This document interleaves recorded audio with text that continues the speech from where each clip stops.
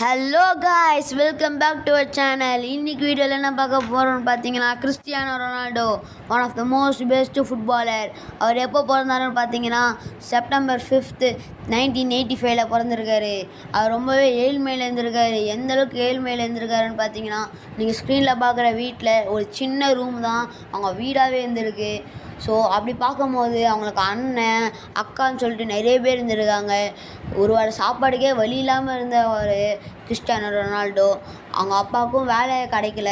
அப்போ இருக்கும்போது பக்கத்தில் இருக்க ஒரு ஃபுட்பால் கிளப்பில் பால் பாயாக இருக்க வேலை கிடச்சிருக்கு. அப்போ கிறிஸ்டியானோ ரொனால்டோ அவங்க அப்பா வேலை செய்கிறது பார்க்கலாமேன்னு ஒரு நாள் போயிருக்கான். அப்போ ஃபுட்பால் ஆடுறதை பார்த்து ஃபுட்பால் தான் வாழ்க்கைன்னு முடிவு பண்ணான்.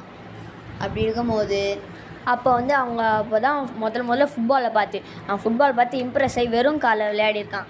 அப்போ அவனே காசு சம்பாரித்து ஸ்ட்ரீட்